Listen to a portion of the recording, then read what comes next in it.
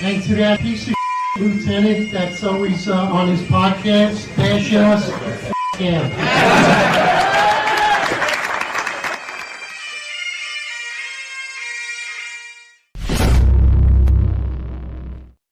Attention to roll call. That's right. Good morning, everybody. 8:05 live Eastern time. And of course, we got a great interview today. Sal Albanese, welcome to the Finest Unfiltered, former New York City Council member, longtime New Yorker, and also immigrated from Italy. And we just found out from Calabrese. Outstanding. So, Sal, as Sal Greco would say, you're a fellow Paisan. So, welcome, of course. Thanks, Eric. Thanks, glad to be on your program. Let's jump right into it. Tell us a little bit about yourself. Tell us what it was like, coming here from Italy. I know you told us at 8 years old. What was it like growing up in New York? What was your career before you got into politics, and how did that transition for politics? Well, thanks, Eric and John. Thank you for having me on. And I know you guys have opened up your program to all views, which is really admirable. So, yeah, I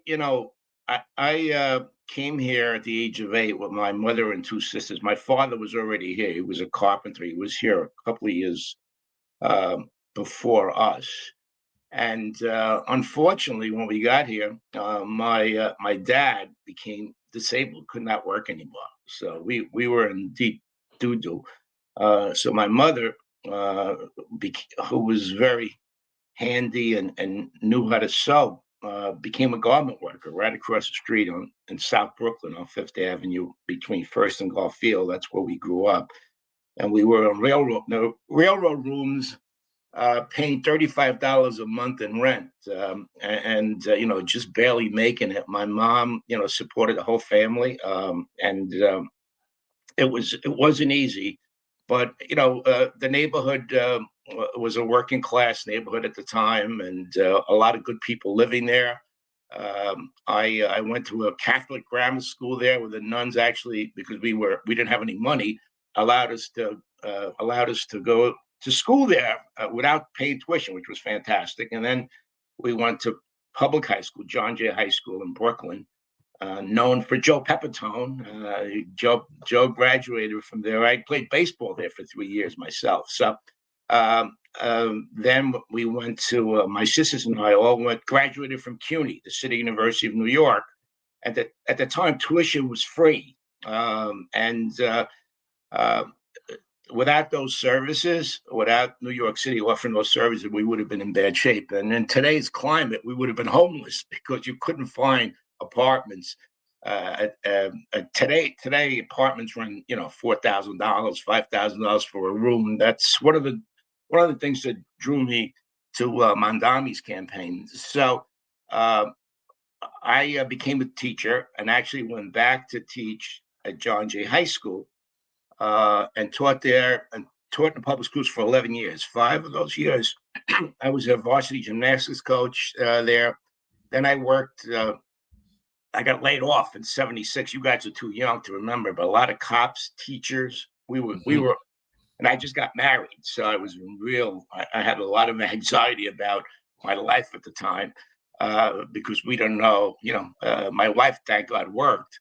So I got called back 6 months later, as a lot of the civil servants did, and wound up in a junior high school in Sunset Park, Brooklyn, where I worked as a teacher on special assignment with drug prevention programs. There were a lot of youth gangs in Sunset Park at the time, the Dirty Ones, La Familia, and I had a great relationship with the 7-2 precinct. There was some great cops, Andy McGully, who was he's a legend. He's about 80 years old now, but he ran a great team of community police officers there that worked closely with us and some of the social service agencies, and we did a lot of good work there. So I spent time there. And then when I got married, I moved to Bay Ridge, and I was pretty much opinionated about the school system. I thought it was run poorly. I had a lot of criticism. So I ran for the school board, and I won by nine votes. I was the 9th person to get elected. And when I got on the school board, I did a lot of, I did a lot of good work there working with parents. I started to realize that most of the politicians in the area were, full of shit. They really weren't doing much. So, so my sister said, "Why don't you run?" So bottom line is that I had a lot of support in the neighborhood because we did a lot of good work, and I ran for the state assembly and won the primary, lost the general election. But then next year in 1982, I ran for the city council and I beat a guy who was in office 21 years, Angelo Arculio, and I got elected to the council in '82. And I have to be honest, I never thought I would go into politics. It wasn't something that I had planned or even thought about. It just evolved. It happened. And we had 400 volunteers in '82, won that race. It was a major upset. It was on the front page of the New York Times that I beat Angelo Arculio, who was a Republican, but actually had, he had a lot of support from the Democratic machine. When I got there, I was independent. I was the most independent member of the city council for 15 years. And I was,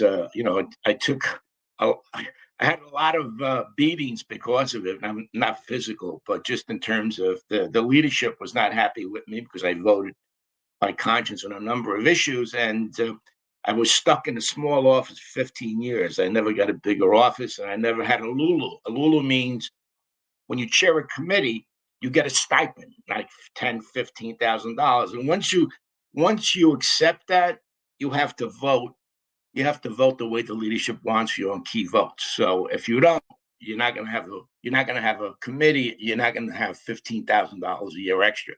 So I never had that, and I was able to vote my conscience. And my pension's a little bit lower because of it, but I basically had some really great victories there. I passed the first living wage law in New York City, where contractors who the city was hiring to do food services and security guards were getting paid like $7 an hour. And I worked with a coalition of churches, the East Brooklyn Congregation, Bishop McGovern. You guys are too young to remember these names. And they were pushing for a living wage law, which mandated that any contractor who does business with the city has to pay their employees a living wage. So they went from $7 an hour to $14 an hour, including health benefits. And that was the first living wage law passed in New York City, the second one in America. So I was very proud of that. I also voted against vacancy decontrol of apartments in New York City. Under the old system, rent stabilized apartments. There were literally 1 million people live in those apartments in New York City.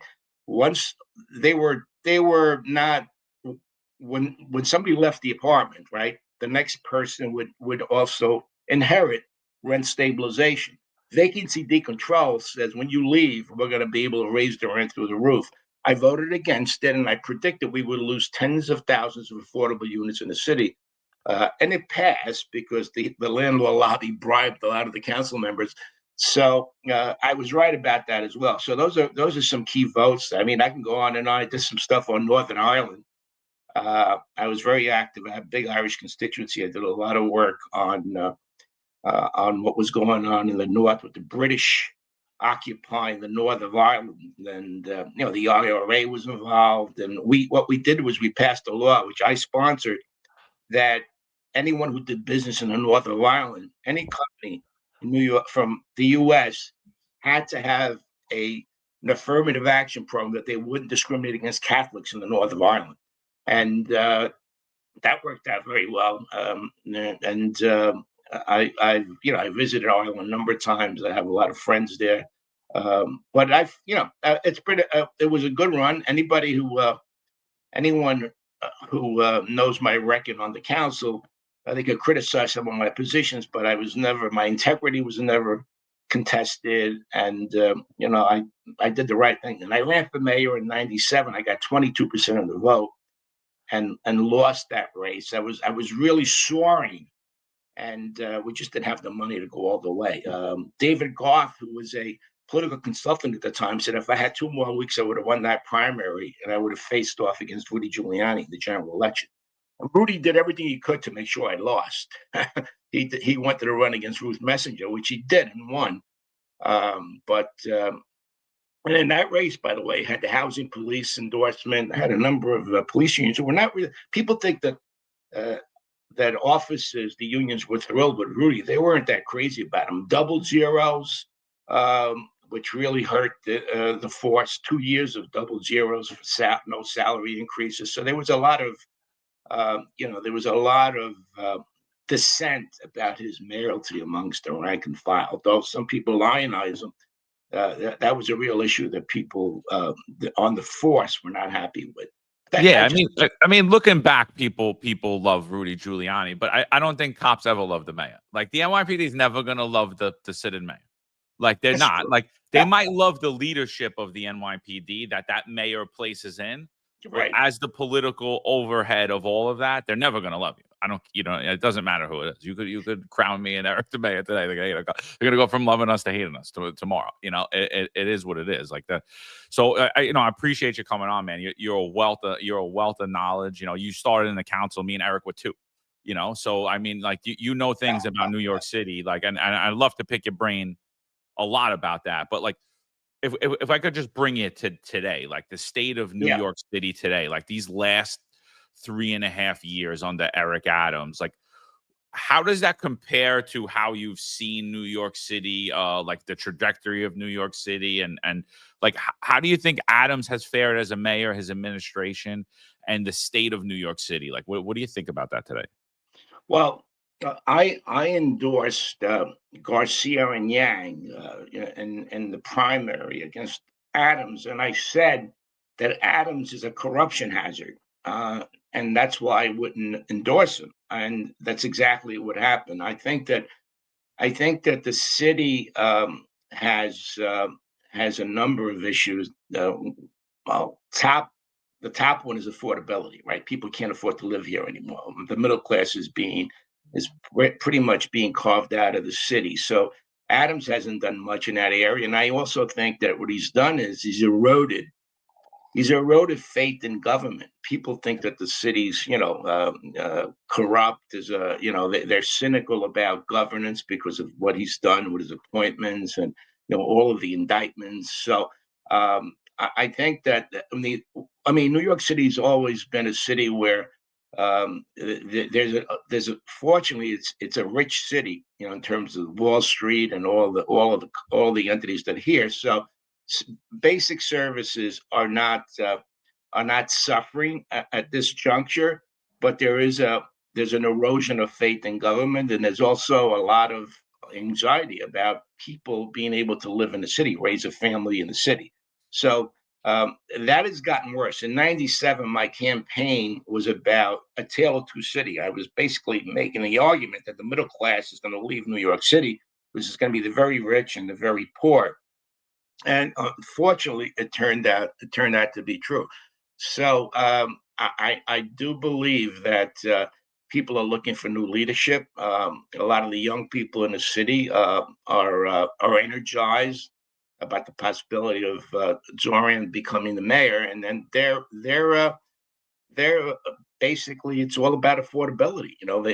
They want to be able to raise a family, and Adams has not done anything to ameliorate that situation. And the corruption stuff is bad because we've had two mayors now, de Blasio and Adams, who were both investigated by the federal government for pay-to-play corruption. And that is exactly what we don't need in this town. So housing is a big problem. The police agency is bleeding cops. That people are leaving the force. We can't get people to join the department. That's bad. So he hasn't really done much to enhance recruitment of officers in the city, although he claims, he was pro-police and he was a police captain. So that's a big issue that we have to deal with going forward. And I'm also concerned about, Donald Trump in Washington may adversely impact the city by not. We get $11 billion from the federal government. If that money isn't forthcoming, we're gonna have a problem. in terms of basic services. And as I said, I've been through that. I got laid off in '76 because of the fiscal crisis. So I am concerned about that issue. But the other is we have a lot of polarization in the city now, as well as the rest of the country. You've got people that are really almost violent in their political persuasion. I mean, I see it. I saw when Mamdani came to Staten Island, there were people that literally try to attack the guy. I've never seen that before in politics. So we live in very, very polarized times, and I think we need some enlightened leadership. So that's my thumbnail observation of the city: corruption, unaffordability, and just a very cynical view of government by the citizenry. Sal, I'm fascinated by your story. I mean, you've been a long lifetime New Yorker and long lifetime in New York City politics. And with that being said, you're absolutely right. The corruption that we see, the version of this administration and the NYPD is pretty much shameful at this point. So could you tell us, I mean, you're openly supporting and endorsing Mamdani. What do you see as the contrast difference? We know what the NYPD looks like under Eric Adams, and we've seen a lot of grumblings about what it may appear to be if Mamdani wins. What would the NYPD look like to you, and how does that translate to public safety? Because what we know so far is Mamdani, his appearance on this podcast, and what we hear so far, and what we know is that we're going to see a different version, more social workers involved, and more of a safety committee. So what does the NYPD look like, and how does that translate to public safety under Mamdani, and how does that differ from Eric Adams? Well, in the late '80s, I had a press conference which nobody covered, promoting a program that I was in the public safety committee for 15 years. I mean, I was never, like you guys were on the job. I was never a police officer, but I really, I've written op-ed pieces about policing.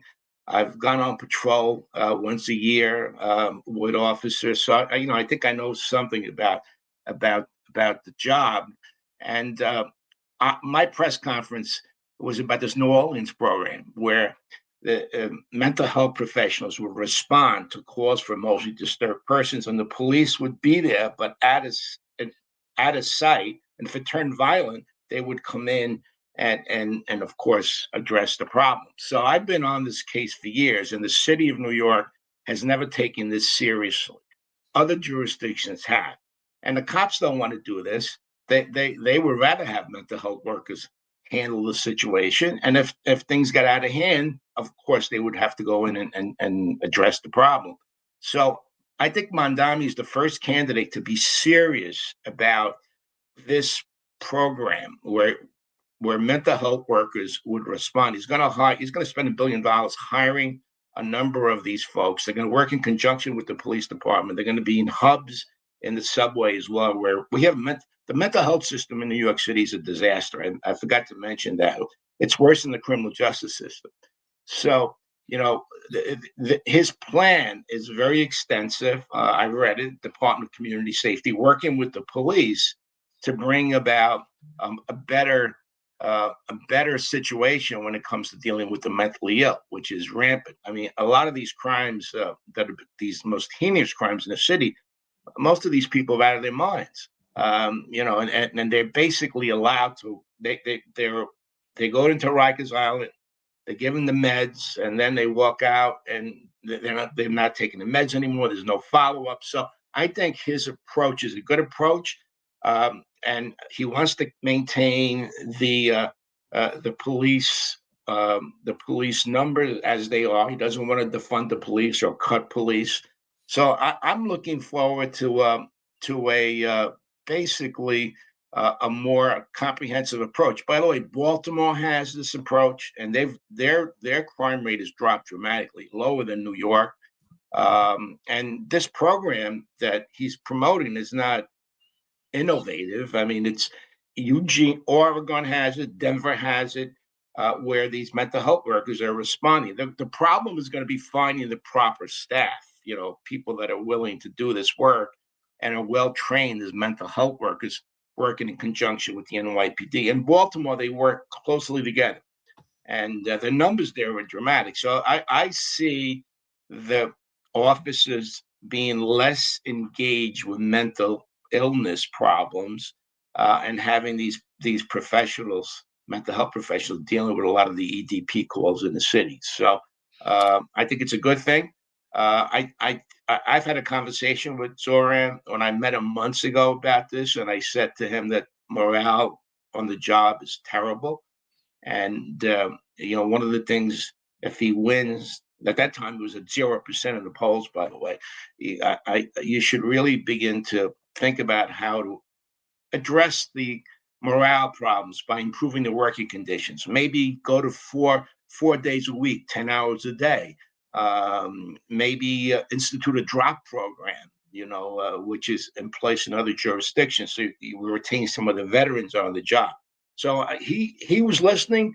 I'm looking forward to a better situation. I think people are going to be kind of pleasantly surprised about his interaction and his ability to work with the NYPD. He knows full well. Look, Bernie Sanders was the Democratic Socialist, was mayor of Burlington, and he said every mayor must have a rapport with his police force. You have to do that. And if you don't do that, I've seen two mayors, Dinkins and de Blasio, who were basically made very unpopular because of their negative interaction with the police force in New York City. So I think he's committed to improving working conditions and also addressing some of these mental health issues by having mental health professionals handle a lot of those calls. I mean, you can't handle 100% of them because 911 calls, as you know, sometimes you really don't know what's happening, right? You're responding to the job and you don't know what's happening. But if quite often you do know it's a person who's emotionally disturbed. And if you can have, the cops will have to respond, but stay out of the way, and let the mental health workers try to de-escalate the situation. So that's the way I see it. I'm hoping that he does, when he wins, if he wins, which looks like he will, he'll really focus on working to improve the working conditions of the officers. The overtime is killing the cops. They're working on I've talked to a number of officers whose family lives are disrupted because they're being pulled out of precincts, put on trains on midnight to 8s, and it's really a drain on their lives. People think that officers run overtime to make money, but a lot of officers don't like the mandatory overtime. I don't know if you guys agree with me, and it's causing serious morale problems on the job. And also precincts, when you pull cops out of precincts, patrol strength in those neighborhoods is diminished. So they've got to figure out a way to do that. I'm hoping that Hochul, maybe with the MTA police, can mitigate some of that stuff and give us some assistance there. And maybe they're putting cameras in all of the subway cars. That could also help have officers monitor those cameras instead of having two cops on the train of midnight to 8s. I've talked to officers who tell me there's nothing going on. They're just on the train and there's nothing going on, and it's really draining them. So bottom line is, I'm hoping that he follows through and will improve the conditions for the officers. Yeah, we just had a kid on Kevin Cruz, young cop, resigned from the police department, and he was in like a little very small unit. It was compromised of like 5 cops, a little bit more, like 15 cops, where they were doing exactly what Zohran says he wants to bring out onto the street. What Kevin Cruz was doing, they were doing it only in the subway. And it was just this small unit.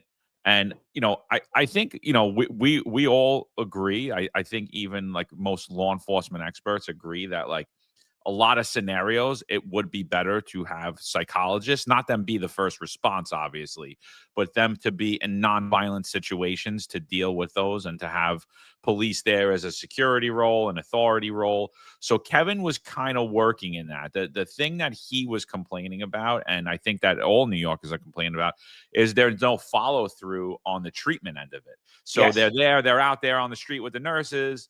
They offer these people services. The people that want the services, there's really not even beds for them, and there's no follow through. So as much as I think that it's a good idea, and I don't think anyone's done it effectively. Like, De Blasio said he was going to do it. He kind of pulled away from doing it. Then now Adams has this little quasi unit doing it. Zohran saying he's going past the trains and he's going on. But if it could be implemented properly, I think that it's definitely something that could work. And the other thing that Kevin brought in was that he was working 7 days a week and he had no family life and he couldn't take it anymore. He was starting to physically break down. He was starting to mentally break down. And, obviously we're in touch with police officers every day. And that is the reality. Like if you're asking someone to work 7 days a week, 16 hours a day, you don't have that long of a window. How long could you do that for? A year? 2 years? You're going to start all of your relationships are going to go down.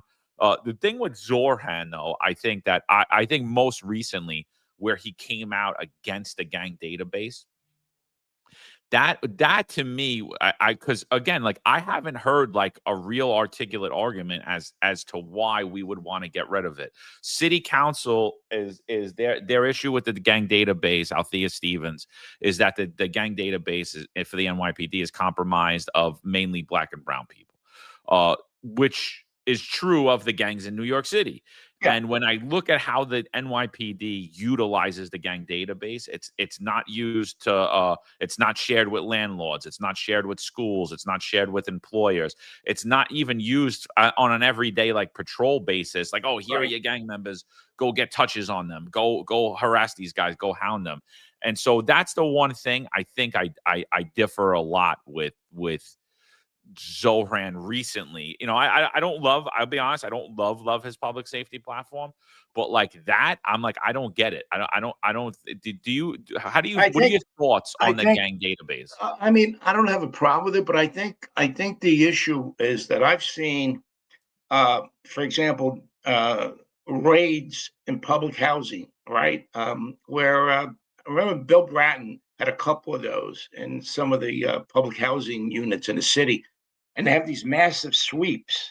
And it turns out that half of those kids were not affiliated with gangs and have sued the city of New York because they were arrested falsely. So that's my issue. How do you figure out who's in that gang base, right? That database, and how effective is it? I don't know. I mean, I have mixed feelings about it based on the fact that a number of raids have proven to be dragnets, and they drag everybody in, and a number of those kids aren't affiliated with gangs. So I don't know. I have to think it through. I don't think it's going to compromise public safety, but if they eliminate it, I don't think it's a priority for them.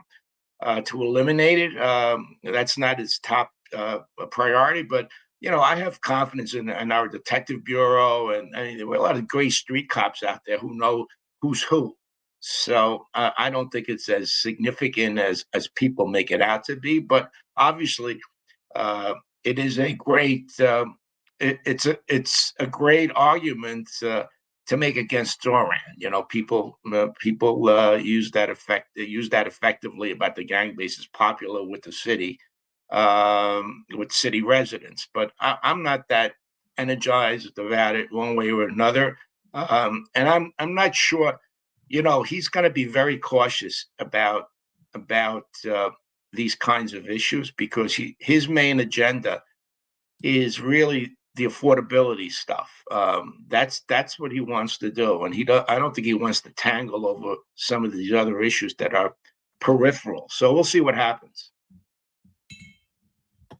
I think you bring up some great points, and what I like to say is that policing is a multifaceted operation. Now, when we discuss the mental health apparatus of New York City and this approach by Mamdani, there is definitely prudence to it. We can have a great conversation about how social workers can be implemented, just as John was speaking earlier when we had this young man on here who was a rookie police officer working this quasi-type unit mental health program, but it fell short.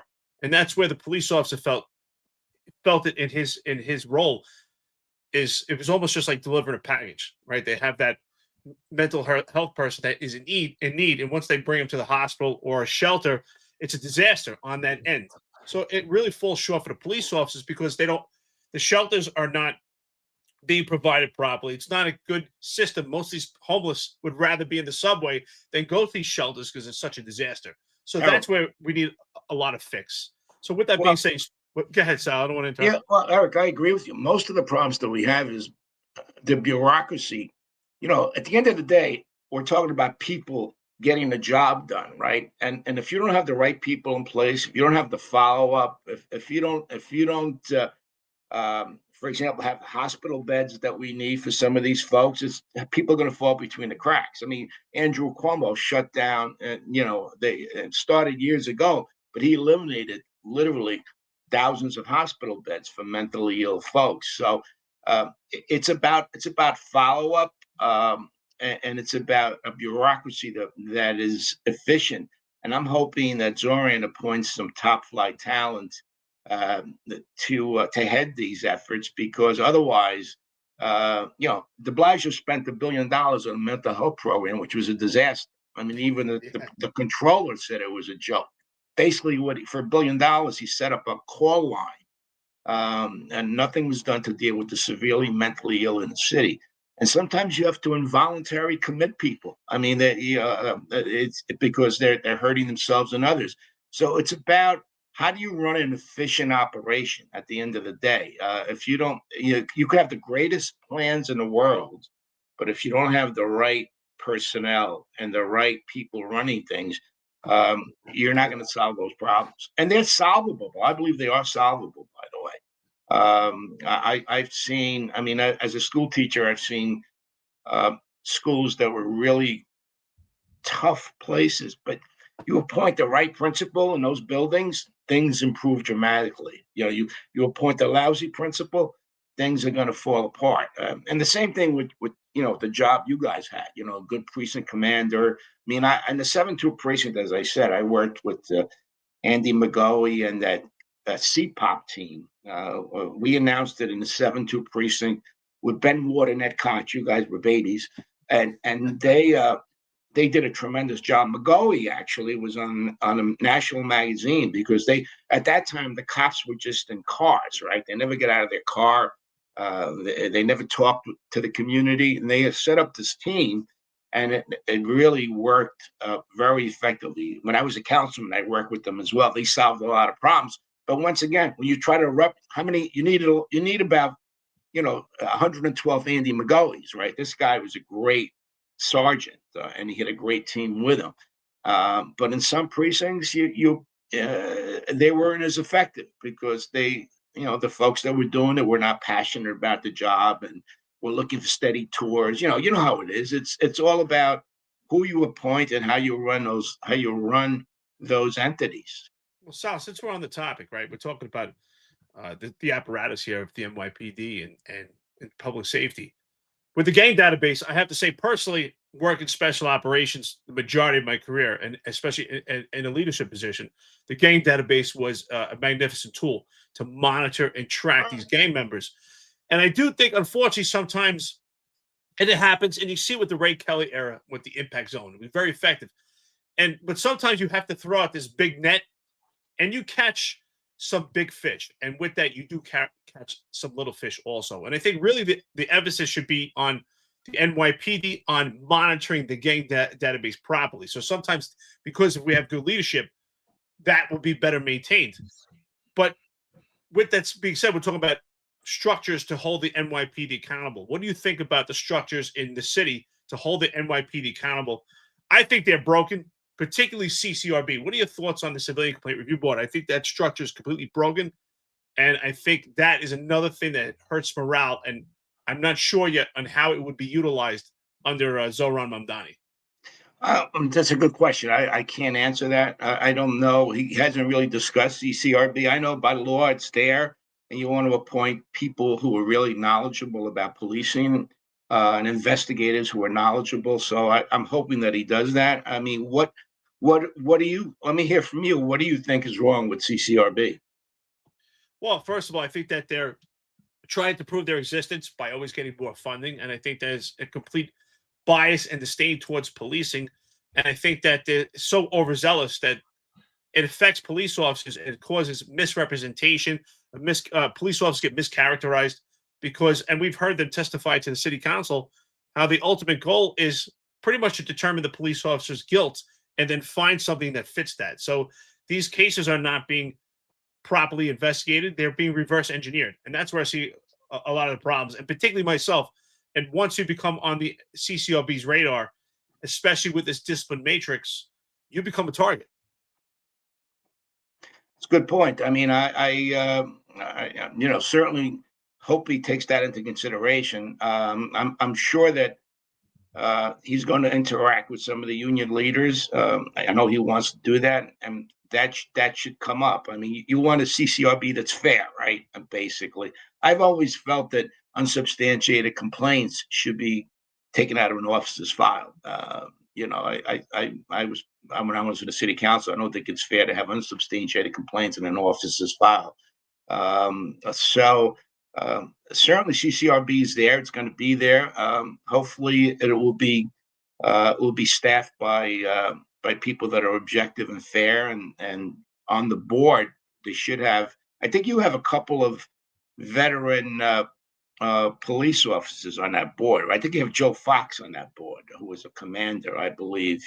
I think that's important to make sure that people understand what goes on the ground. We'll see how that develops. Yeah, and so what do you think about Cuomo now? Like, so there's some rumblings about him. Obviously, he gets crushed in the Democratic primary, and his camp's pushing Andrew Cuomo is the only person that could beat Zohran Mamdani. A bunch of polls have come out, still show Zohran up top, but show Cuomo closer than the rest of the crowd. What do you think is the appeal for you to a younger Zohran Mamdani than a more seasoned guy like an Andrew Cuomo or Eric Adams? Well, I think both of them have tremendous vulnerabilities. I mean, Andrew Cuomo had to resign from being governor for not only for the women, the 13 women that claimed he harassed them. He also was engaged in corruption, pay-to-play corruption. Now, he established a Moreland Commission on corruption. When it started getting close to him, he eliminated. He wrote a book that nobody read for $5 million. People are basically, I know the guy personally because I was a supporter of Mario. I was one of his top supporters when he ran in 1982, and I dealt with him, and I found that he was not honorable. He's a lawyer. I actually told his father he was a lawyer, and that kind of hurt my relationship with Mario. I told him over the phone what I thought of his son. So I'm not a big Cuomo fan, never was, overrated. His father, don't forget, had a life before politics, right? He was in his 40s when he engaged in politics. This guy's been involved in the political bubble, Eric and John, for his entire life. He's a poll reader. He doesn't really, all he does is look now, he was against, he was for Israel bombarding Gaza. Now he's against it because the polls show that people are upset over that. That's the kind of guy that he is. We don't need him as mayor. And by the way, I don't think he wants to be mayor. He's just looking for, it's a kind of a revenge tour, right? He wants to be in power again. This is a job which is a 24/7 job. If we elected Andrew, he would not be spending his time doing this job as it should be done. So I don't think young people are attracted to him. I think that basically he's getting his money from billionaires, John Katsimatidis and Ron Lauder and this guy Ackman, because these are guys that don't even, they have 35 homes. They never take the subway. Their kids don't go to public school.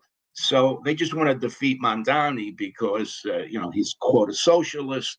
And that's how Andrew's getting his money. He doesn't have grassroots support. I mean, basically, it's all people that are voting for him are basically voting for him because they don't want Mamdani. That's really the bottom line. Not because he has any real appeal. I mean, Curtis is running a good campaign he's raised a good amount of money. But let's face it, the Republican Party in New York City, and you've pointed that out, John, is a joke. I mean, it's basically a bunch of people that are taking care of themselves with patronage jobs. They've never really tried to build the party out, right? So that's where Sliwa is going to have a major problem. He's got other issues, but being on the Republican line in New York City is not going to help him in the general election. He'll do 20%. And Adams, forget about Adams is at 9% in the polls, John. I mean, people are fed up with his. Look what he did to the NYPD hierarchy. It's a disaster. I've never seen one. I remember the days when if you had an integrity issue, slight integrity issue, and you were a chief, your career was over. I mean, these guys are engaged in wholesale corruption, and some of them are still there. So I mean, Mamdani has to appoint a police commissioner. I don't know whether he's going to keep Tish or not. I'm not a fan. I think that the police commissioner has to have on the ground experience as a cop to really know what goes on that job. I was never when it was rumored that she was going to be appointed. I immediately said she's not really a good fit for that job. So he may keep her. I don't know what he's going to do, but if he doesn't, he's got to bring somebody on board that has really been on the job, knows the job, went up through the ranks. And there's some good talent out there that he could appoint if he doesn't go with Tish. There were a lot of people pushing him to go along with Tish. I mean, Tish has done some minor things, like at one police plaza, the press office, they had 80 cops. They got 40 cops there. Now, I don't know why you need 40 cops in the press office. I would have civilians there, but that's another story. So we'll see what happens. Adams has really destroyed the reputation of the hierarchy of the department. And of course, the corruption is, I mean, the guy, let's face it, Trump bailed him out. He was going to jail. They had him dead to right on pay-to-play stuff. So he's dead in the water, and he knows that.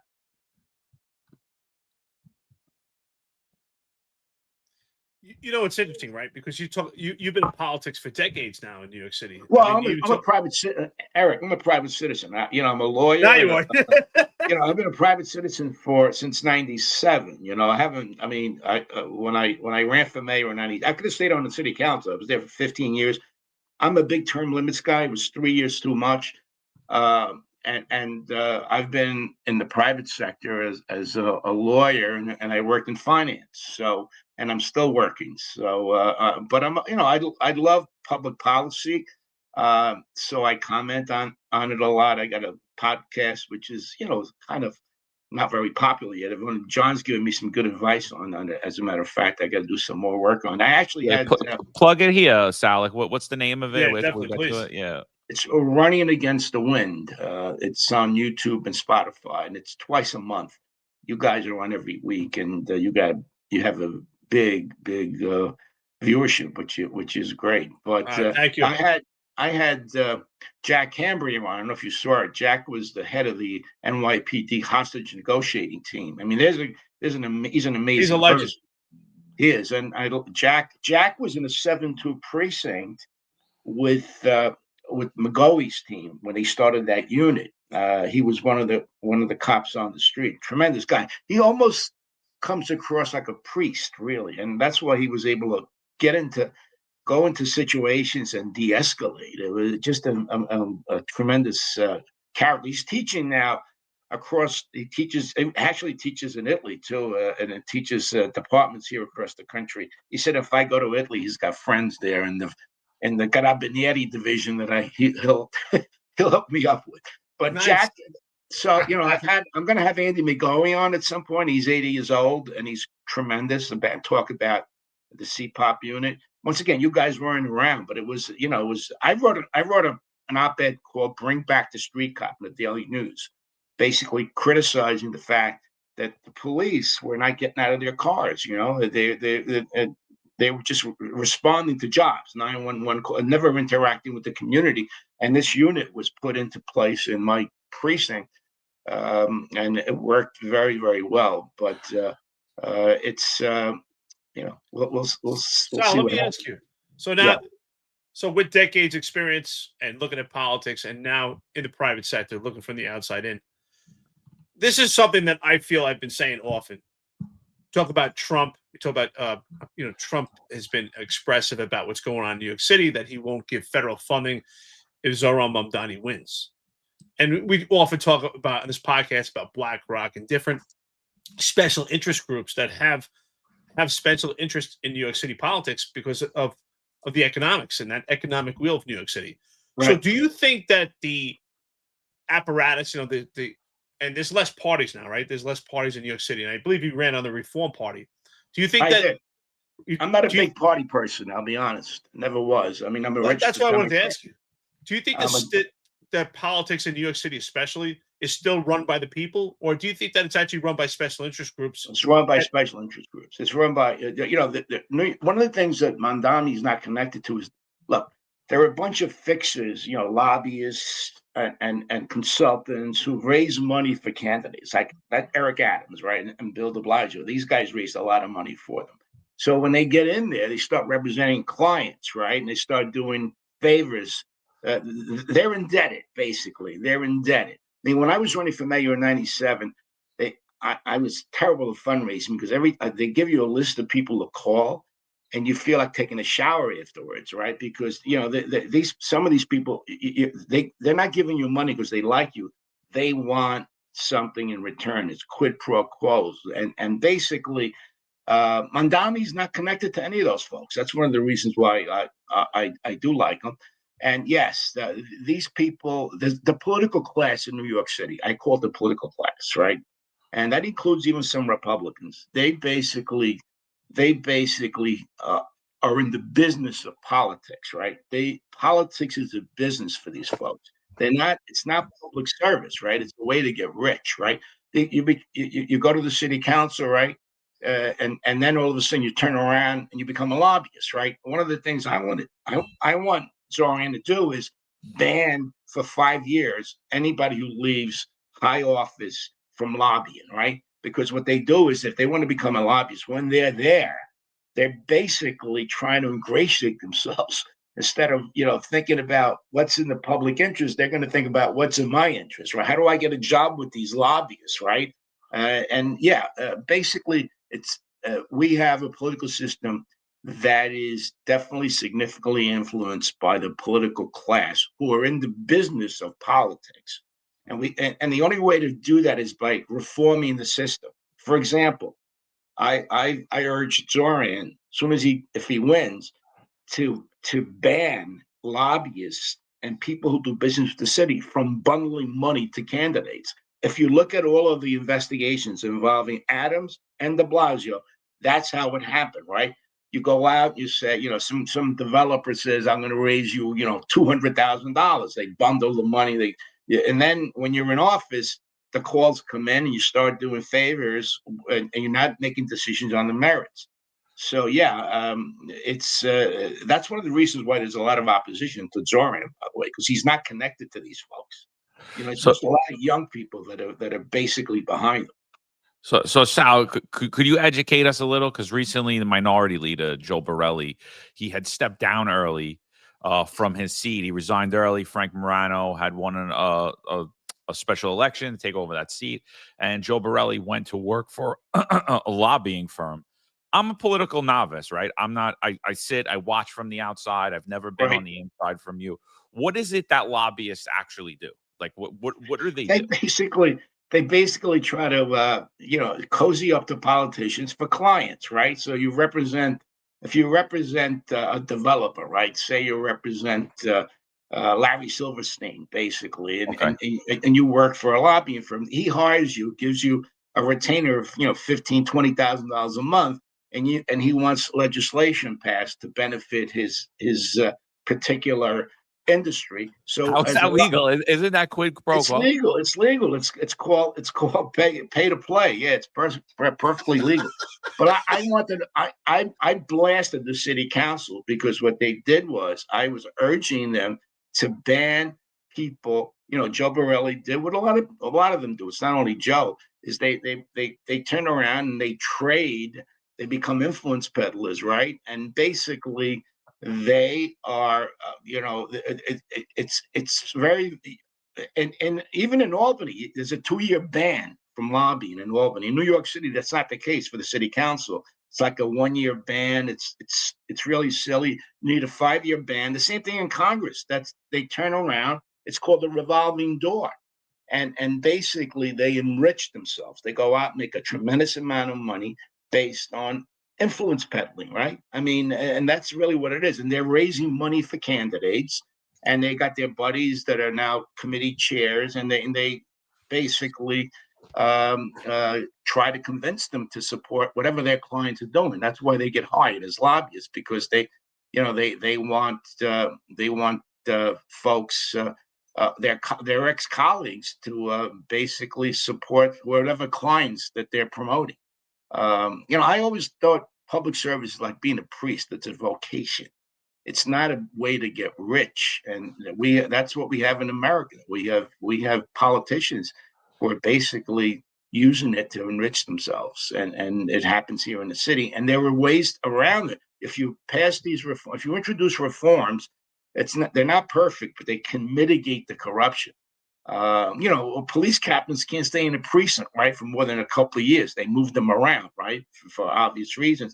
We need the same thing in politics. Our political system is broken. It's totally corrupt. I mean, if you look at it, I mean, unfortunately, it's bad.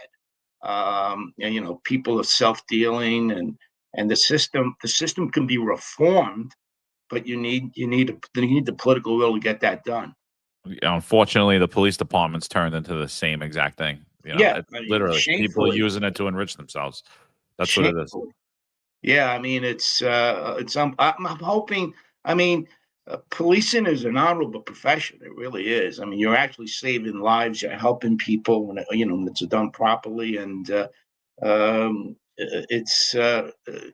Cambry had a great line about it. And if you get a chance in the podcast, what Jack said about the job is an amazing thing. Really, he says, we're public servants, and politicians forget the seats don't belong to them, right?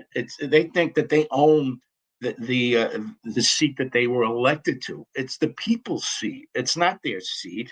And some of these people walk around like that they own the seat and they can do whatever they want. You answered my question, right? Because I've been saying to myself, it doesn't feel that the people are running the city anymore, even with politics. It feels the special interest groups. And you mentioned the parties, and I think that's important, right? You ran on the Reform Party. Do you think, because New York City is predominantly Democrat, right? Some Republican, mostly a two-party rule where you have some minor parties, right? Conservative Party, things like that, Working Families Party. Do you think there are, and there were more parties before, right? I think before 2021. Do you think there are room for more parties in New York? Do yes. You think, and how what does that look like? Because right now it doesn't appear to be that way.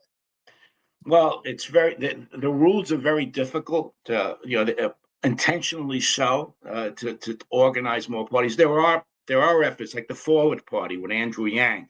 He's trying to build that out. One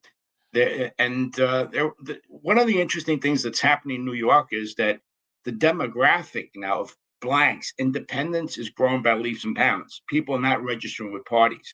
In New York, you got the Democratic Party they're dropping the membership, but the number 2 group is independents.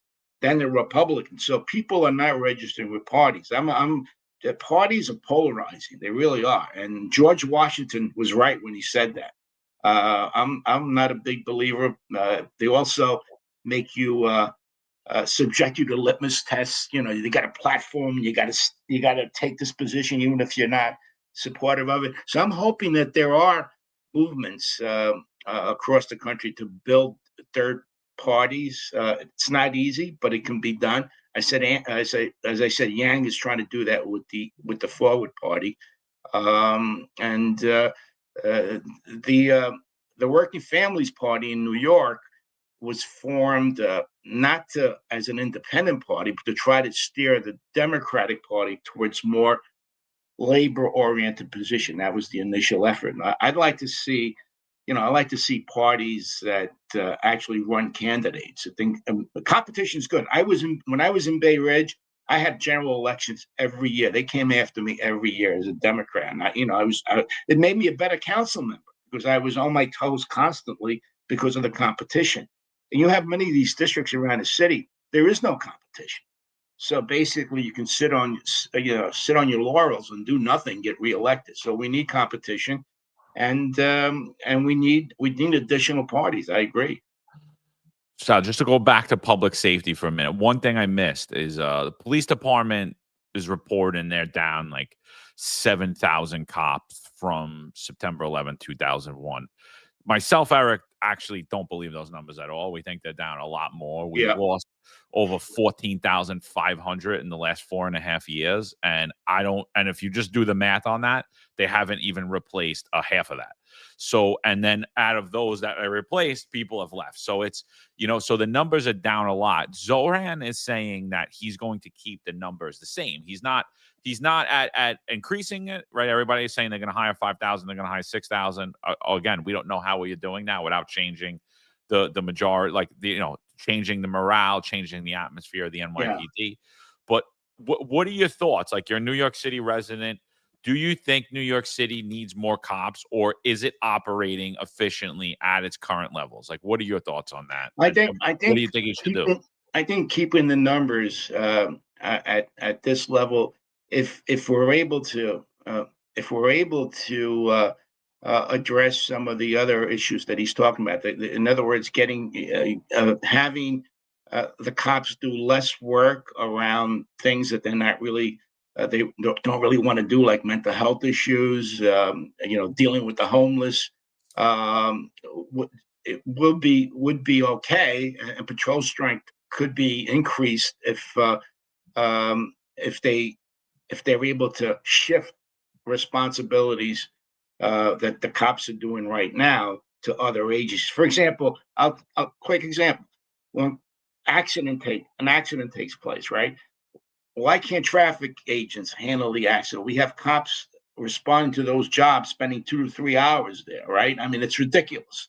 The traffic agents, they have vehicles, let them handle stuff like that. I think re-engineering the department so the cops have to do less bureaucratic work and less jobs that are really not their responsibility would be helpful. I'm concerned about recruitment. I really am. When I hear people, we're going to hire 5,000 cops, 10,000, we can't hire them because nobody wants the job right now. I think we should offer bonuses to attract qualified candidates, maybe from other jurisdictions, seasoned officers.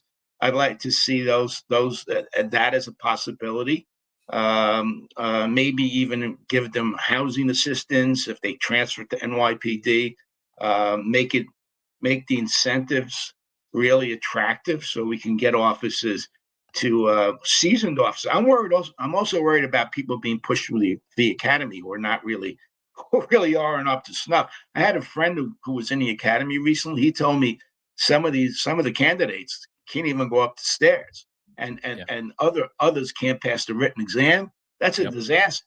We're going to wind up with lawsuits. We're going to wind up with people on the job who aren't up to snuff. So corruption scandals, everything. Yeah, and then every day we hear about something in the press. I mean, so we're not vetting people properly, and we're pushing people through the academy. Tisha's saying, "Oh, this is the biggest academy class." I'd like to see, how they were trained, how they were recruited. You saw what happened with the scandal at Officer with the application process, where they had to remove one of the bosses, I believe, because he was pushing people through who were not really up to snuff. So it's going to be a challenge. The police department is going to be a challenge just to attract qualified candidates. And we are down. I agree with you 1,000%. And when I talk to officers, they tell me that we don't have enough people on patrol. So shifting responsibilities. And I'd like to see one police plaza thinned out. I don't know why we need all these super chiefs there and their staff, their entourages. I don't understand. I agree. Hands down. I agree with you. I had fights with Ray Kelly about this. I accused him of empire building. I said, why do we need all these super chiefs and their entourages? I was at police plaza several times. There's receptionists. They're carrying guns in the commissioner's office, like 10 or 15 of them walking around. What are they doing? We really don't. Do we need a first deputy police commissioner? Why can't the chief of the department take over when the commissioner is out of sorts? Why do we need a first deputy? Why do we need? There's a lot of, also one police plaza has been a font of patronage jobs for many administrations. They've got assistant commissioners there, civilians who are basically planted there and not doing much. So I'm going to recommend to Zohran to do a full audit of one police plaza and get officers on the street and remove all of these entourages with these super chiefs. It's ridiculous. I like to piggyback on a point you made. I think it's a great point. You said we could get officers that are seasoned from other jurisdictions, and that is the problem right there. You just nailed it. We have lost a seasoned veteran officer, particularly myself. I made the decision to retire because of an overzealous civilian complaint review board. I could no longer do what I was paid and trained to do. Sal Greco, that's on this network, was terminated for his relationship with Roger Stone. Marlon Bethel was terminated for not taking the vaccine. John had to make a decision to retire early and not take the vaccine. So we've been emasculated. We've lost right here, just on this podcast alone, the birth and the infancy of this podcast was seasoned veterans that left the department. What are your thoughts? Because we had Zohran Mamdani on here, and he said he would not reinstate these officers. That's a huge hole that we lost. We lost veterans to pass the torch that are just gone at this point. What are your thoughts on that? Because Zohran Mamdani said he would not reinstate these officers, especially when it comes to the vax. I don't know. Would they come back on the job, Eric, after leaving? Let's face it. Would they come back? Some of them John and I had a little bit of a disagreement on this early years ago. My view was that de Blasio created this mess because the Port Authority cops, right? They basically what they did there was, if you don't want to take the vaccine, you had to be tested every day. So and they didn't have to take the vaccine, but they were tested. There was no reason to fire all of these folks. You could have had that system in place and it created total chaos. Teachers, sanitation workers, you guys, unnecessary in my view. Because once again, I talked to the Port Authority officers and they said, this is how we do it here. And it seemed to work well. Nobody left the job. Nobody was fired. So, and they were doing that in the PD too. And then the thing is, each agency operated totally different under the door under the New York City's mandate. And that was the thing we were saying is arbitrary. It violated our contract. It violated our civil rights. We had no due process. And then swing over to New York City Corrections, who they were mandated as well. They never did anything because they couldn't lose the numbers. And nobody even got their jobs threatened or nothing. So that was the point I was trying to make to Zohran. It's saying, well, it's a due process issue, and New York City violated, and they violated the contracts. And that's the thing. I think, honestly, on everyone on the left has been super hypocritical about it, because I'm you say you support due process, you say you support worker rights, you support the middle class and the poor, yet we had our backs up against the wall for nothing when we were already being accommodated. We were tested, we were wearing the mask, and it really and even those safety protocols didn't really do much to do anything. What did Zohran say about that when you interviewed him? Zohran said that he would not reinstate the officers that were unvaccinated. And I think that's a major problem because most of the candidates we had on here, particularly with Jim Walden, said that they would reinstate the officers. And what we're asking is that they be reinstated, vindicated, and compensated. I think they should be put back to work, and they should be given back pay and put back to their positions, and let them retire, with dignity. How many officers are we talking about? Probably like 1,000, 1,200, something like that. That many, huh? Yes. That many were fired? Well, that many were either fired or had their religious accommodations denied, and they said they were going to be fired in 7 days. And like myself, I was like, I believed they were going to fire me, so I was like, I'm out. I'm not going to lose 18 years. I've been dedicating my whole life to this. So, and then like a lot of people didn't believe they were going to go through with it, but they went through with it. So like the amount of officers that were fired is much less. Marlon Bethel's one of them, immigrant to this country, great guy, zero disciplinary history, NYPD detective, never had a problem, always highly rated. And till today, he remains terminated, non-disciplinary, never had a department trial, never was charged with anything criminally, administratively.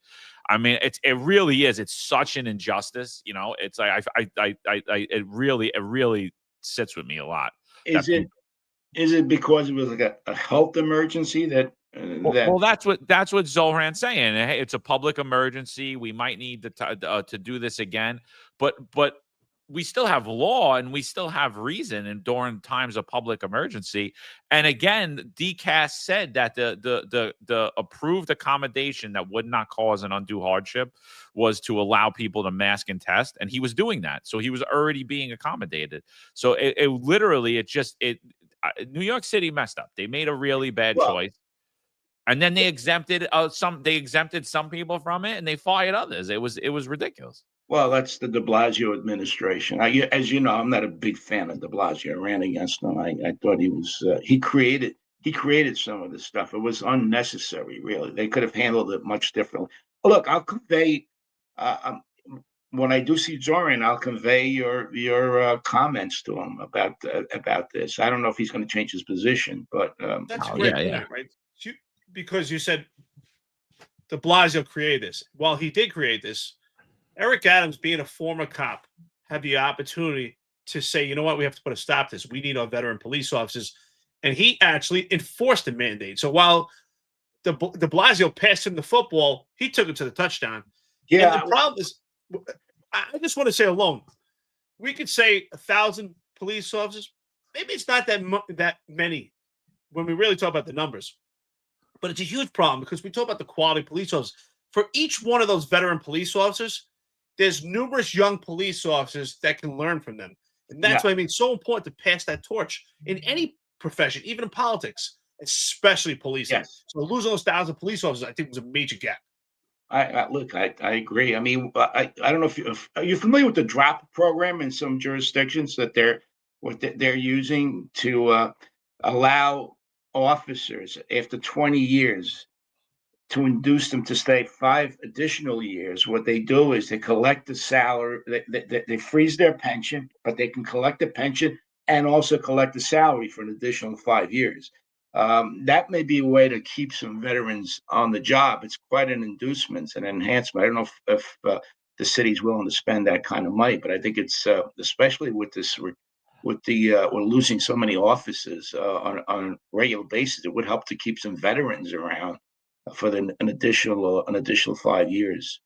Yeah. So and I just to get on, because I think the temperature politically across the country and in New York City is just way too high. I mean, we just had the assassination of Charlie Kirk over politics, over disagreements. Myself and you have disagreed constantly online, and I respect you. I have I learn from you. I still, I know that you know things I don't know. I might not agree with you when it comes to politics, but like, what are your thoughts? Like, why is there so much division today? Like when I was a kid growing up, if you were my teacher, I wouldn't have known if you were a Democrat or a Republican. Yeah. And like what do you think's causing this insanity? I think I've never seen anything like this. As I said,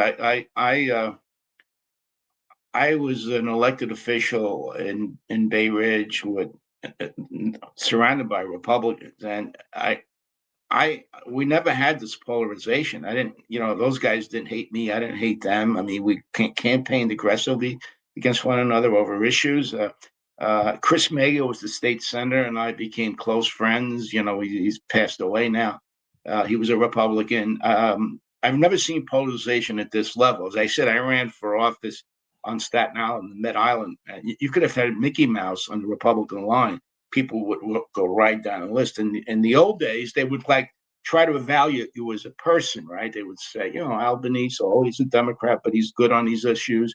And there wasn't this polarization. I think a lot of reasons. First of all, politicians themselves use polarization to get elected, right? They demonize the other side. They do it intentionally because it works. And also cable TV. Cable TV is poison, in my view. It's such division that's being promoted. I mean, there's conspiracy theories. Facebook. I hear all kinds of crazy stuff. Social media, cable TV, and politicians themselves have fed polarization because it works. If you demonize the other side, people gravitate to your side. I mean, as I said, I was on Staten Island, and Zohran was almost attacked. Thank God he had bodyguards by people. They came charging into this restaurant, and fortunately the bodyguards were able to prevent them from getting to him. And I saw that firsthand. It was a couple of weeks ago. You never see that before. People picket, and what have you. They don't. But to go in and to physically try to attack somebody because you disagree with them politically. So to answer your question, politicians themselves have created polarization because it benefits them. And cable TV, social media has also been a contributing factor to polarization. Never seen it this high.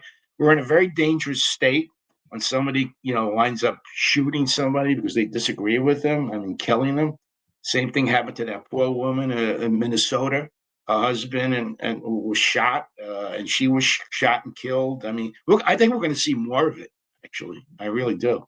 You guys. What I love about talking to you is that we may have some disagreements on some issues, but I think you come from an area of principle. You think that it's about values and principle, that you state your views. You're not there to demonize people. You had Zohran on, you had Walden on, did you have Sliwa on as well? Sliwa on, yeah. Yes. Did you have Cuomo on?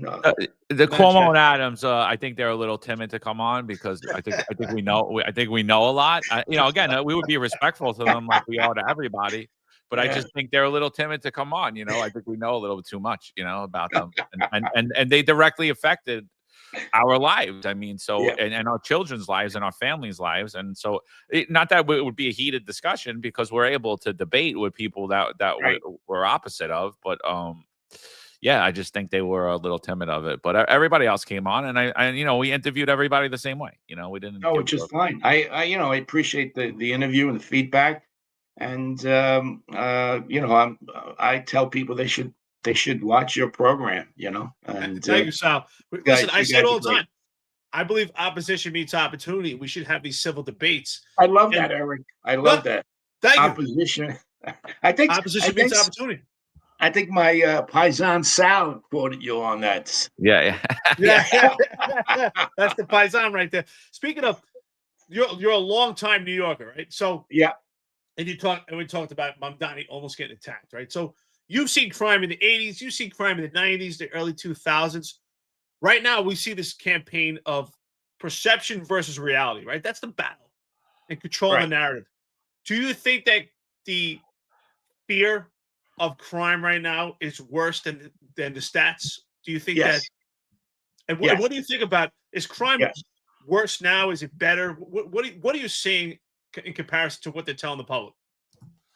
Well, I think quality of life issues are. I think what the perception is that things are not as not as reflective as the stats because of the high-profile incidents like that.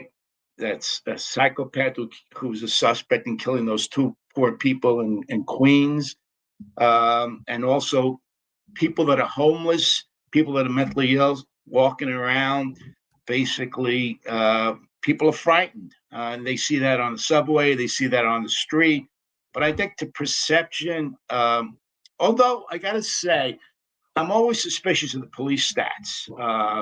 And I know the commanders, unfortunately, because of CompStat, they basically downgrade felonies to misdemeanors. So you got, so I'm a little bit concerned about, the assaults and grand larceny stats. The shootings and homicides are down, but there's other stuff going on. So I'd like to see more objective collection of crime stats than having commanders who are held accountable collect the stats and then go in front of the CompStat session every month. So, but I do think the perception is worse than the reality. I mean, I talked to the cops on the subway on the midnight eights, and they said there's nothing going on, and they're basically they're on the train on the subway, but they don't see much activity. I got to tell you, when I was in the 80s, and I went out with two transit cops on the 8 train on midnight to 8, and boy, there were 3 gun runs on just that. So it was a lot worse back then, a lot worse. Well, a lot of neighborhoods have changed, right? I mean, some of the neighborhoods in Brooklyn, which were very, very dangerous, are now, now gentrified, right? So you don't have those youth gangs and the kind of violence you had in the 70s and 80s. So that's a good thing. But perceptions, unfortunately, worse than the reality. So I got a couple of people in the chat asking, what's your favorite pizzeria and bakery?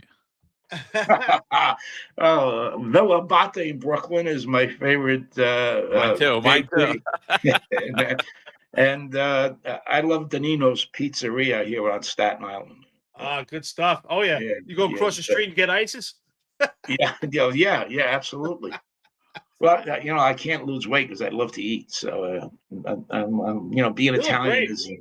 I'm great. trying. You got your wits. I mean, I still have my marbles, I guess, at 76. Got a good haircut too.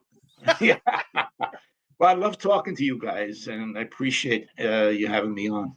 Well, let's have a little fun. What do you do for fun? What do you do? You watch movies, and what are you into besides politics and? Well, no, I my grandkids. I go watch my grandson play basketball, and my granddaughters play soccer. So I do that a lot. My wife and I watch movies. I'm a big Yankee fan, so I watch the Yankees on a regular basis. I'm seeing the struggles of Anthony Volpe at shortstop. I don't know if you follow the Yankees. So I spend a lot of time doing that as well. I very rarely miss a Yankee game, but the grandkids, baseball, and obviously public policy takes up a lot of time. I do a lot of reading as well. What's a good book? What do you read? What's your last book? I'm reading Plunder about private equity and how these private equity companies are basically taking over hospitals, companies, and they're laying people off, and they're they're taking away benefits from employees. Very dangerous stuff going on. I mean, private equities, if you invest in good companies and help them grow, but many of these, what they do is they take over companies, they add a lot of debt, they take a lot of the profits out, and a lot of the pensions are invested in private equity. So they got to be very careful. I'm also watching the pensions very carefully in New York City and across the country, because that's you guys have a pension, I have a pension. A lot of retirees without those pensions are in trouble. So I do that. If you get a chance, read the book called Plunder. It's about private equity. It's a really excellent book. They're taking over senior facilities, nursing homes, and cutting staff, and extracting a lot of profits. Interesting book. Yeah, it's happening. It's happening in a lot of different things, But when it comes to like public goods, that's Yeah, scary, yeah. I mean, a lot of the private prisons too. Yeah. So they take over the private prisons. The correction staff gets paid crappy. They eliminate staff, and those public uh, uh, uh, things should not be taken over by private equity. They're taking over also housing. These major asset companies are basically buying houses, single family homes. They're renting them out at high rates, basically taking properties off the market where young families could be able to, once able to afford those homes. Those homes are now owned, tens of thousands of them owned by BlackRock, Goldman Sachs. A lot of people don't, this stuff is very complicated, but it really impacts the quality of life. It really does.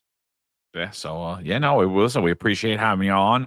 For those of you, wherever you're watching or listening, other than X, if you're on YouTube, Rumble, wherever else, any of the audio platforms, I have the links to Sal's show there, Sal's social medias. If you want to follow him, check him out. Go check out his show, Running Against the Wind podcast on YouTube and Spotify. So the links are there for that.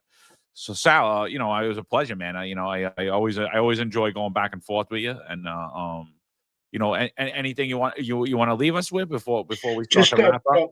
I appreciate you having me on. I appreciate that you allow folks across different political views and parties to come on your program. So I think it's helpful, and I love talking to you guys. I know you care about the city, you care about the departments, and I think it's important. I hope that you keep it going, and I hope you grow. So thanks for having me on. Sal, it was a pleasure having you here today. And I was thinking to myself as you were talking, I was like, we got to clip that out. When you spoke about lobbying, I learned a lot today, by the way.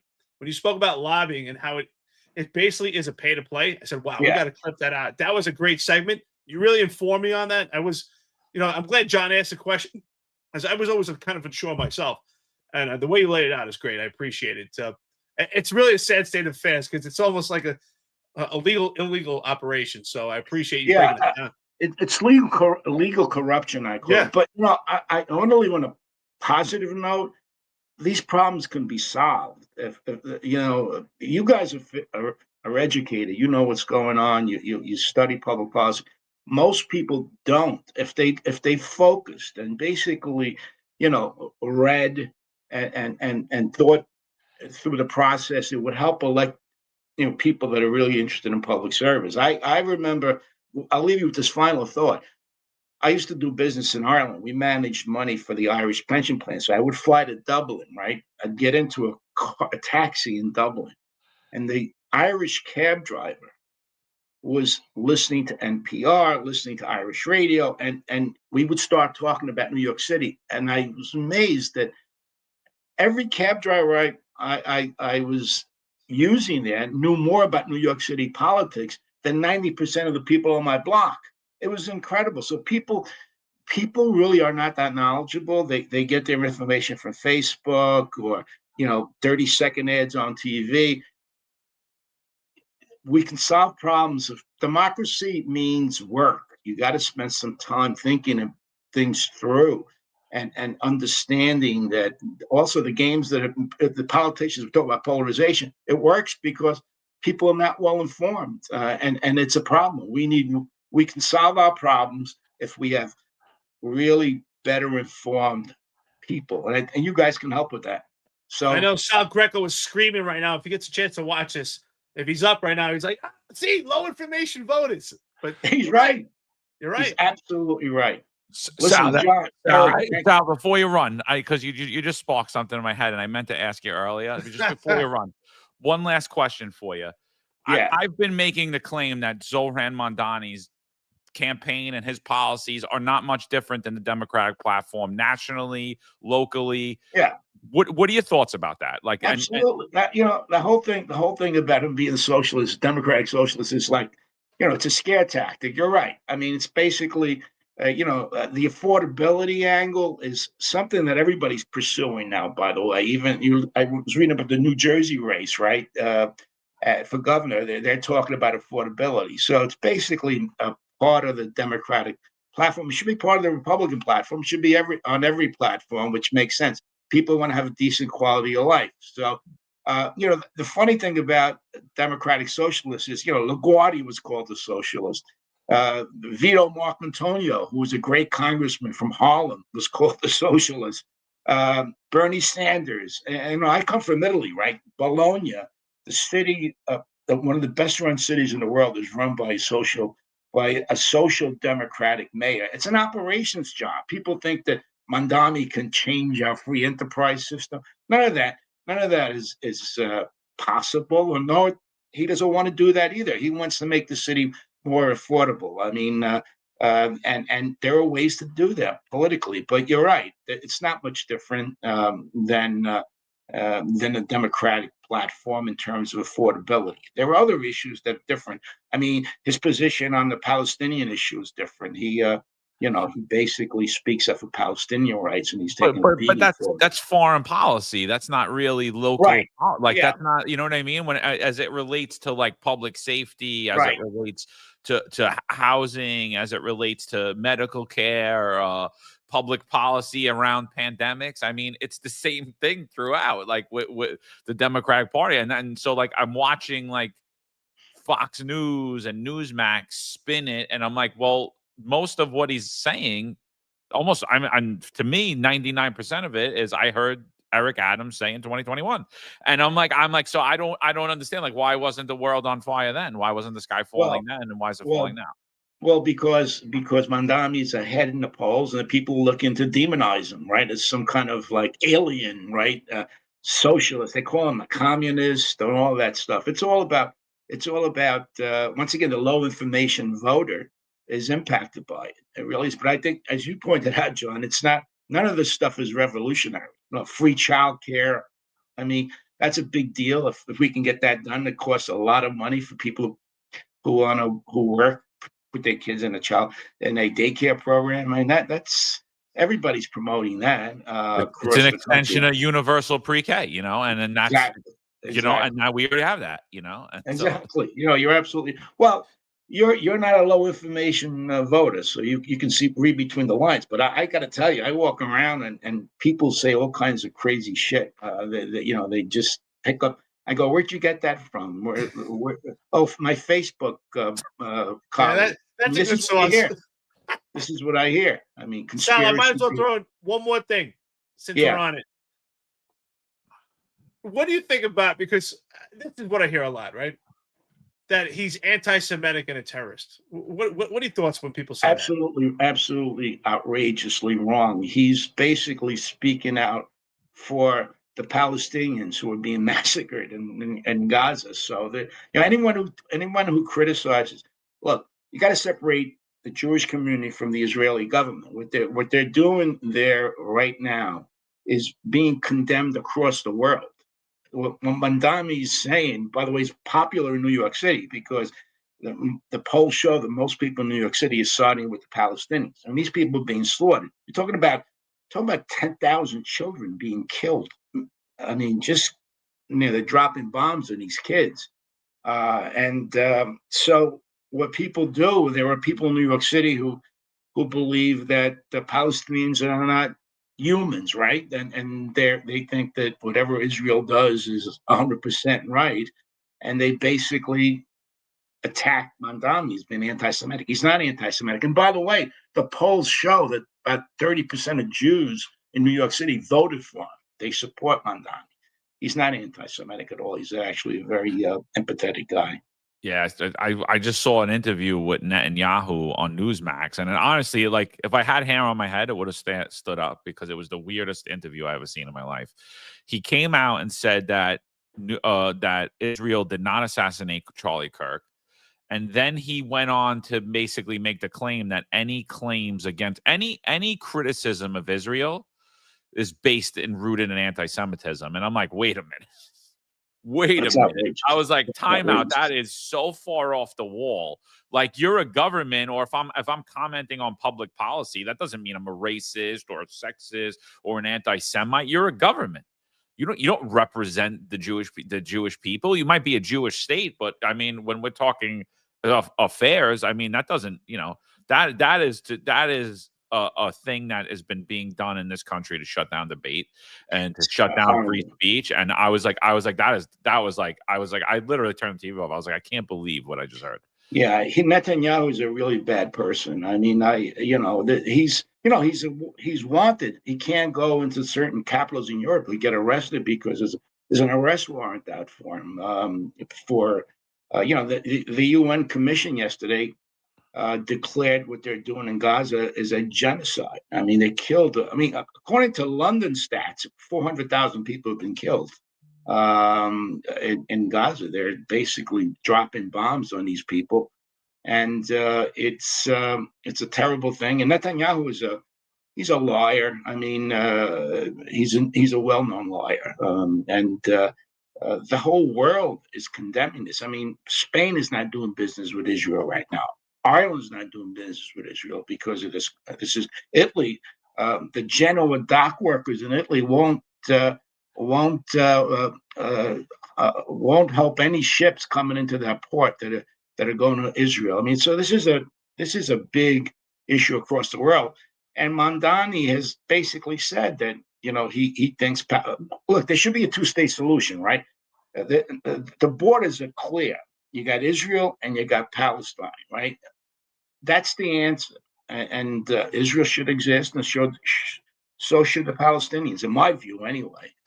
But Sal, the one thing, and Chief Rob Lukash is bringing it up, and I think that this is the thing that gives a lot of people pause about Mamdani. I don't know that he vocalized it, but people are saying that his actual quote was globalize the intifada, and I think that's an issue too, because I don't think anyone agrees with it on hate on either side, right? Like we don't hate the Palestinians, we don't hate the Jews.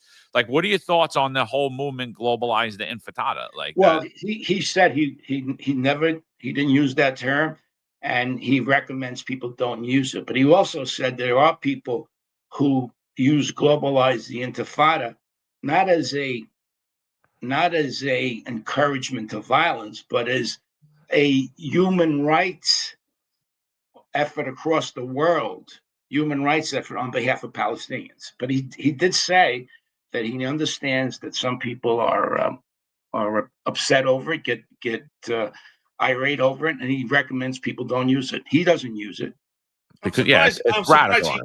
I'm surprised he didn't condemn it, because to say intifada, hate speech is free speech in this country, but right, the Jewish people consider to say intifada or globalize intifada as hate speech. It's considered very anti-Semitic. So, he doesn't. What I've heard is that he didn't condemn it. That's what I'm hearing. He didn't use it, and he said he's encouraging people not to use it because he understands that people get upset over it. But he also said that there are people who use the term not as a armed struggle, as a human rights support of the Palestinian cause across the world. I mean, he understands that it's, he said it to the New York Times, that it upsets people, especially Jewish people, and he doesn't recommend people use it. Yeah. All right. Listen, Sal, thank you so much for being here today. We appreciate it. And if you haven't seen yet, check out tonight. We have a show on called The Executive Perspective. Great show. 2 retired executives of the NYPD. Rob Lukash, he's a former chief. Ron Layson, former inspector. They both commands within the NYPD. They put on a great show. And then, of course, Rob Lukash. I've heard his name.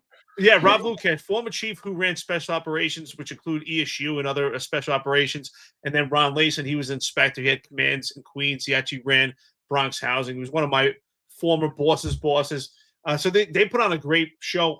It actually comes on tonight, and it's at 17:05, and it's both these executives put on a great show, and they have a Q&A segment.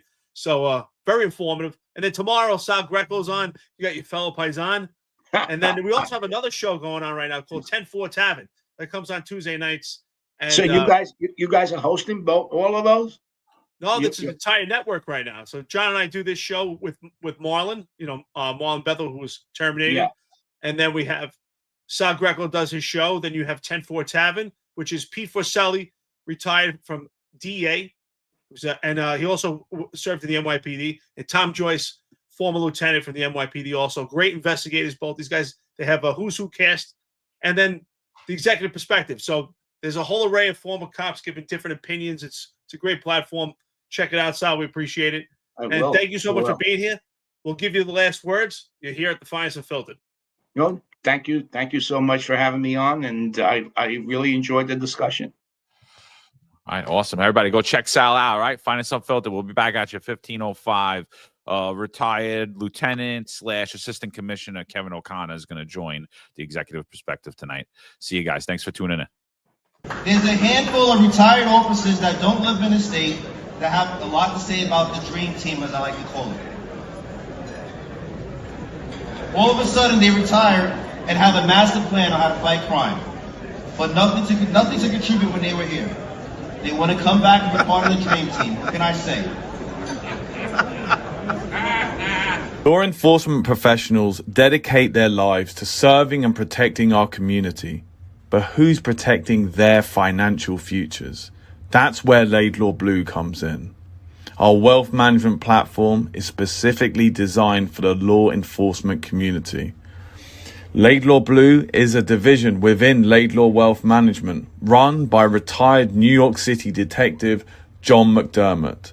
His status as a retired detective uniquely positions him to establish a deep connection between Laidlaw Blue and the law enforcement community. Our platform is easy to use and provides a range of financial services, including investment management, retirement planning, and insurance solutions. With Laidlaw Blue, you can secure your financial future and provide for your loved ones. Our team of experienced financial advisors understands the unique challenges and opportunities that law enforcement professionals face. We're here to help you navigate the complexities of financial planning and achieve your goals. Laidlaw Blue. Secure your financial future today. Book a meeting using the QR code displayed or call us directly on 888-901 Blue. That's 888-901 Blue.